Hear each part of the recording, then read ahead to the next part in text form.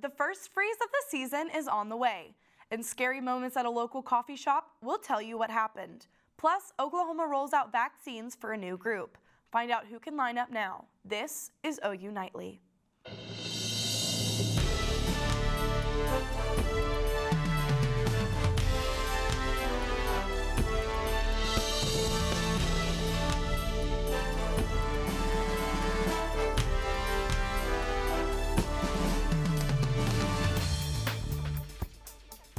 Hello and thank you for watching OU Nightly. I'm Olivia Dague. And I'm Jessie Klinger. We begin tonight with some tense moments at a local coffee shop. OU Nightly's Rivera is live at Starbucks where part of an awning collapsed. Dylan? It was at this Starbucks location where a beam fell from the patio roof, and if you see behind me, that beam is still sitting there, and the seating section is closed off to patrons. Zoe Gardner was one of the customers that was sitting in that section, and the beam fell right on top of her laptop, and her friend are still reeling from the incident. At first, it was kind of just laughing it off, like that's crazy, and then when we got home, the feeling of, when you just get into a car wreck, you're just kind of shaken up. I mean, it was really a freak incident.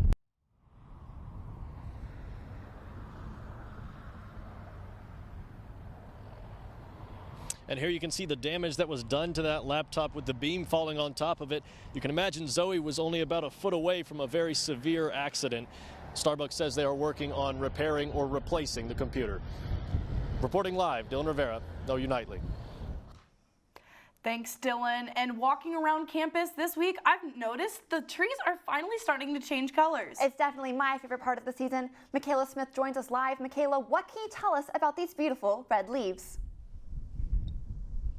There's definitely been lots of colors as you've been walking to class. Even just here in the Gaylord courtyard, this tree behind me was yellow at the start of this week. Now we're seeing colors of orange and red. And that's because today, November 12th, is the start of the peak of our fall colors that we're seeing here on campus. This is going to last until November 19th, so just next Friday. So you want to make sure you want to get out and enjoy those beautiful colors while it lasts, because when we get to this time of year, we start to see freezes, and we could even see our first freeze later tonight. So I'll tell you more about that coming up, as well as these roller coaster temperatures we've been seeing here in Oklahoma, and maybe when you're going to see your next chance of rain. But for right now, I'm still standing out here. It's a nice day. It's a bit windy, but overall, you just want to get out and enjoy those beautiful fall colors while it lasts. Back to you guys. Thanks. The state of Oklahoma is set to begin administering COVID-19 vaccines to children aged 5 to 11. Parents can now make vaccine appointments for young children following recent authorization by the FDA and recommendation by the CDC. The new dose of the Pfizer vaccine is specifically intended for 5 to 11-year-olds and contains roughly 1/3 of the dosage used for adults. The rollout for children's vaccines will not be like previous rollouts with mass vaccination sites. Parents are encouraged to talk to their child's pediatrician for more information about receiving a COVID-19 vaccination for their child. As children line up to get their vaccine, here are the latest COVID numbers for the state of Oklahoma. There are 1,063 new cases today, bringing the total number of active cases to 6,075. The total death toll is approximately 11,000, and about half of the state's population is fully vaccinated. Former OU Pride director Gene Thralekill died Wednesday. The beloved band director was often called Coach by students and was known as the Pride's father figure. Thralekill received nationwide attention in 1983 when he encouraged the Pride to play nonstop until the Sooners beat OSU 21-20. Thralekill served the Pride of Oklahoma for 30 years before retiring in 2001. The campaign period for the Student Government Association elections has shifted from several weeks to 10 days. Back in 2020, a series of election bills was passed, including the Uniform Campaigning Act, which slashed campaign periods nearly in half. The SGA election commissioner found the bill on October 10th while preparing the election rules for the fall semester. All campaign rules were publicly available to all candidates before meetings, but many became stressed and uneasy with the new timeline. Both campaigns came together. We had several phone calls, and we actually released a joint statement to the SGA leadership talking about, this is outrageous. This completely disenfranchises and disengages the student body in a critical time. LaSalle said the shifted timeline could have the ability to change future elections and plans to find a better solution. Your voting district could change once maps are redrawn. Governor Stitt called a special session that will meet on Monday. The session will discuss new district maps for 101 state house seats, 48 Senate seats, and the state's 5 congressional districts. Districts were redrawn earlier this year based on census data estimates. These districts will reflect the official data. Stitt said the session will also consider amending candidacy and redistricting deadlines. People across the U.S. have been quitting their jobs in record numbers. Friday, the Bureau of Labor Statistics reported that 4.4 million people quit their jobs in September, a new all-time high. Some economic researchers say the arts, entertainment, and recreation sectors had the most resignations. That was followed by other service industries, state and local governments, and education. All jobs where work is in person and relatively low paying. Also at play, nearly 10.5 million positions were reported open in the month of September. That means workers are more empowered to pick and choose jobs. The number of newly created jobs slowed in August and September because of the Delta variant, but sped up again in October. And we know parking on the street can be stressful, at least it is for me. And that's why the city of Norman is trying to help the city move forward by going backwards. And a former White House chief strategist has been indicted following a grand jury. We'll tell you who and why coming up.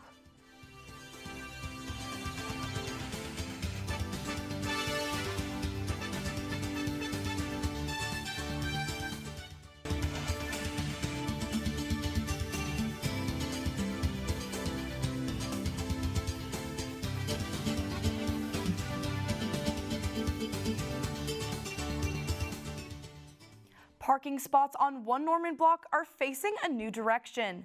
OU Nightly's Hannah Gard tells us how Norman is making a 180. The city of Norman is trying out a new way to park. The reverse angle parking pilot project is part of a city initiative to lower the number of fender benders and make the streets safer. There has been interest in this sort of parking in Norman since our comprehensive transportation plan was adopted in 2014. Instead of the parking spots facing oncoming traffic, a driver will pull past the spot before backing in. Most of the testing is really going to be people driving by and actually seeing it, so they can kind of get an idea, oh, that's how I'm supposed to park. The new way to park is being considered for James Garner Avenue from Acre Street to Duffy Street. The Gray Street two-way conversion project starting this year may also incorporate this parking style. The new parking makes it much easier and much safer to pull out into Norman roads. I much prefer it backing in. I'm typically used to backing in all of my spots, so I much prefer this over the parallel parking that we had before. According to the National Safety Council, nearly 1/4 of accidents happen while backing out, but reverse angle parking could have some downsides. In terms of backing in, I mean, you can see at the road out there, we have to pretty much take up both lanes to get in the spots, so it's kind of an inconvenience, but at the same time it is nicer being that it's not parallel parking anymore. Riesland hopes people will see the safety benefits of the new parking method. If you look at the way the cars are parked in these spaces, the back doors open up so children that exit the vehicles are directed towards the street or towards the sidewalk, not towards the street. If you're loading packages in the back of your vehicle, you're doing that from the sidewalk instead of standing in the street, so it's a lot safer for people. Hannah Gard, OU Nightly. The pilot project aims to familiarize Norman residents with the new style of parking before implementing it along Gray Street. And a former senior Trump advisor could face jail time. Bailey Coyle has that story and the rest of today's headlines from around the world. Thank you, Jessie. Steve Barden was indicted today on 2 counts of a contempt of Congress. 1 count for not appearing for a deposition and another for not providing requested documents. It wasn't clear when he would be due in court. Each count has a minimum of 30 days in jail and up to a year behind bars. His attorney has yet to make a comment. And today, a defense attorney in a Ahmaud Arbery murder trial apologized after making a statement against having leaders of the Black community sitting with Arbery's family in the courtroom. If my statements yesterday were overly broad, I will follow up with a more specific motion on Monday putting that and those concerns in the proper context. And my apologies to anyone who might have inadvertently been offended. After the apology, the judge reaffirmed that he was not going to exclude anyone from the courtroom. And residents in Benton Harbor, Michigan are suing the city and the state after a water crisis in their community. Locals are suing for $76 million for not protecting them from lead in the water. They are arguing that the governor did not warn them about the hazards of using the infected water until last month.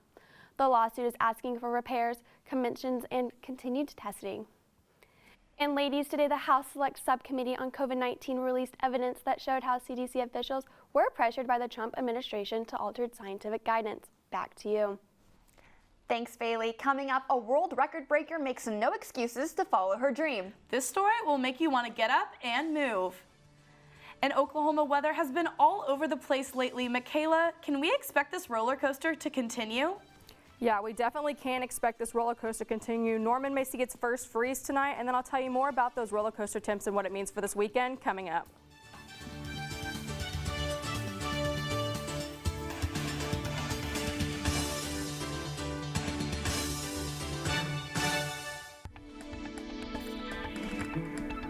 Welcome back to OU Nightly. Look at this tornado stat that we have here for November. So we've seen 4 tornadoes in November. The NWS in Tulsa confirmed 3 separate tornadoes that were rated an EF0 on Wednesday night. That brings the total average for this time of year to 60. We can see 57 overall for the whole year. And this fall part, we can see we've seen a lot of severe weather, not something that we would normally see. So we're talking severe weather. That's just Oklahoma things. Severe weather on Wednesday, and now we're talking about our first freeze tonight. So we can see Norman, Oklahoma City, this whole shaded region in purple here, that's going to be a freeze warning that's in effect for tonight. The areas out in the Panhandle aren't included in this because they have already seen their first freeze of the year. So the first freeze is typically on November 5th, so the average freeze. So we're a little bit behind that here, but if we look at our temperatures tonight starting at 3 a.m., we're going to be at 34, and we're going to be dropping down, and then right at 6 a.m., we're going to see that 32-degree mark, and then drop to 31. That's going to be our low tonight. So if you're an early riser on Saturdays, I would definitely grab a jacket because you're going to want it as you head out the door in the morning. That's going to be the same story for the majority of the state. 30s for most of us, just a bit warmer, not quite getting to that freezing mark, probably out there to the west. But 27 in Guyman, they may see a bit more of a hard freeze. So make sure you open your cabinets, you drip your water, you bring those plants inside if you don't want them to get ruined by the freeze tonight. Now, looking though right now, we can see the skyline. It's definitely beautiful. Daylight savings time has ended, so now we get to be graciously see this beautiful sunset here during OU Nightly, sitting at 54, so it's not exactly cold yet, but that's coming. So we see our next 5 hours. By 9 p.m. tonight, we're going to be in those low 40s, so you're definitely going to want a jacket if you have any evening plans tonight. And that's due to a cold front that we saw here. That high pressure system is going to be continuing to stand up around here for the next couple of days.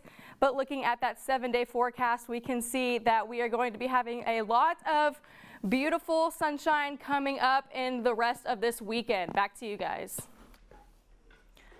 Thank you so much, Mikayla. And I do not know if I'm ready for that freeze tonight. I'm just going to get way too cold. I know I am. I love the cold weather. And a 105-year-old woman became the first female athlete in a new track and field age bracket. Julia Hawkins now holds a world record in the 100-meter dash for her age group of 105. This win makes her the first female track and field athlete to set a track and field world record. Hawkins plans to continue running for as long as she can and encourages others to stay active. And now let's run over from the track to the field. Big Friday Sports Amaya Ward is here to give us the scoop on the Sooners. Amaya, what you got? Well, ladies, I have a lot of Sooner sports coming your way, from on the road to home openers. There's actually a home game tonight with men's basketball hitting the court. Big Friday Sports is next.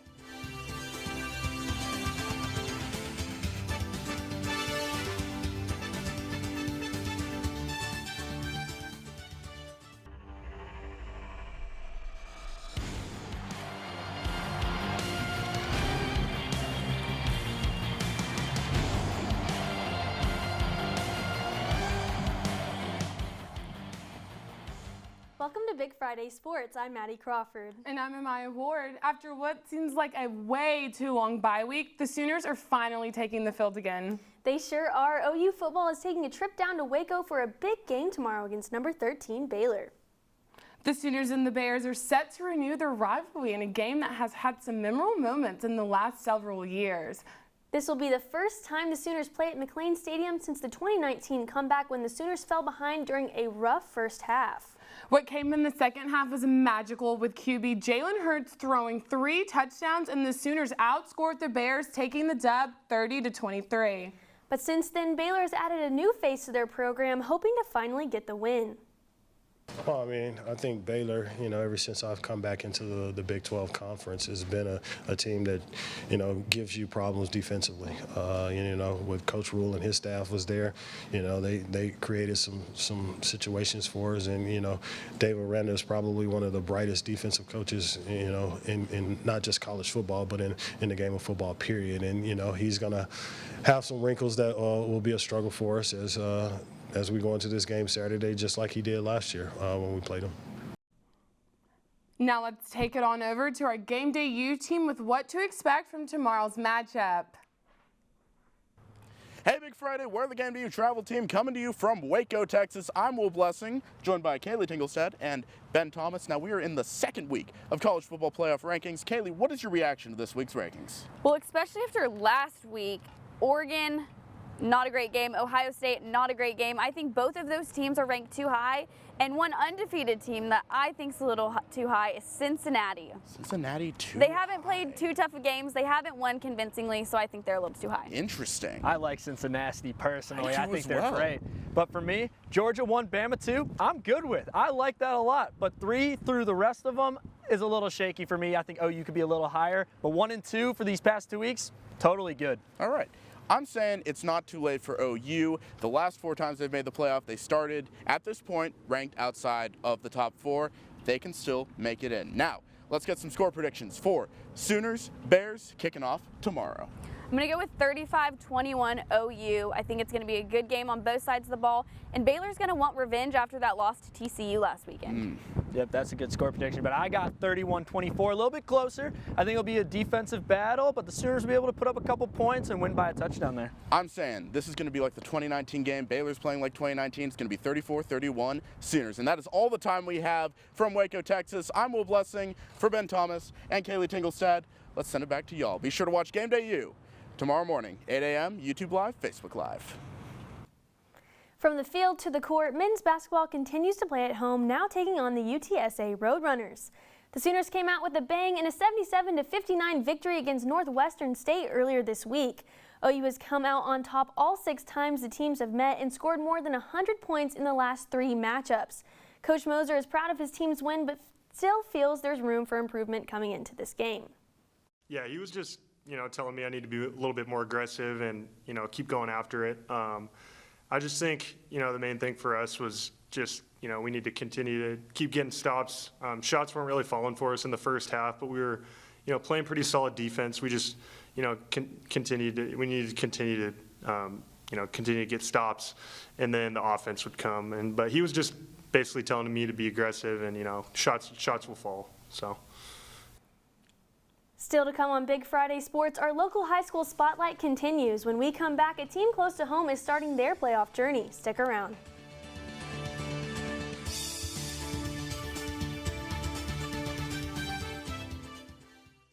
For anybody traveling down to Waco for the game this weekend, it's going to be a bit chilly when the kickoff starts at around 55. Quickly going to warm up into those 60s, though, for a great time to beat those Bears. Back in Norman, though, we're going to be in the 60s for this weekend, warming back up into the 70s by Tuesday, and then we have another cold front that's going to work its way into the state on Wednesday. Could drop our lows back into the 40s and 30s. So, again, with those roller coaster temperatures, 70, 30, 40, we're just all over the board here, but that's all I have for weather. Back to you guys. Welcome back to Big Friday Sports. Now let's jump right in. The high school playoffs are here and start tonight for Norman North. This is the second year in a row for the Timberwolves to open up the postseason at Allen Trimble Stadium. It's not going to be easy for Norman North, as Jenks is ranked as the best 6A1 team in the state. But don't count the Timberwolves out yet, because they are expected to bring out a transformed defense. Kickoff is at 7:30 in Jenks. Tulsa Union is going into the postseason with a whole new identity. OU Nightly's Dylan Rivera covers the long-awaited change. Into the end zone, touchdown for Union. After over a year of being without a mascot, on Monday, Tulsa Union Public Schools finally decided on a new name to represent the school. So we did a vote of students in grades 4 through 12. So try to get a really big group of students, and Red Hawks just was pretty hard to beat. We ended up having about 80% of sixth graders through seniors, about 80%, over 80% voted for Red Hawks. While the response to the name change has been mostly positive, some alumni have had a hard time letting go of the old name. Right now, I'm sure it'll be hard to kind of convince some people who are diehard Redskins. But I think over time that the community will grow to really appreciate it and understand it and be proud to use that name. With the Red Hawks name going into effect, fans like Chris are going to the game to hear it debut. I want to hear it. I think it's going to really, it's going to add some new excitement. We have a new, we just rebuilt the western side of our stadium. We've really got a brand new football stadium, a time of a lot of change. And I think this just is going to add to the excitement. The Union Redhawks take on the Yukon Millers tonight at 7 in a quarterfinal playoff matchup. Dylan Rivera, OU Nightly. Thank you for tuning in to Big Friday Sports. I'm Amaya Ward. And I'm Addie Crawford. Be sure to watch Game Day U bright and early tomorrow morning at 8 a.m. Good night. The left tip of Rattler. Spencer's got the football. Four-man rush. Looks over the middle. Throws over the middle. Sliding catch made by Stoops. What a grab into the game. Rattler's got it. Handoff Stevenson. Up the middle. Finds a whole 50. 45. Cuts to the right. Caught from behind at the 40. Still alive. Breaks a tackle 35, and he's out of bounds. Ramondre rumbling. Catch. Rattler's got it on 2nd and 1. Back to pass. In the pocket, he's going to run. Now he's going to throw late. Does DeWeese. Caught at the 9. He hangs on. Takes a big hit from Christian Morgan here for Burgess. 19-yard field goal try. Snap is good. Hold is down. Kick is away and good. Motion goes Gavin Holmes. 4th down. Brewer back to pass.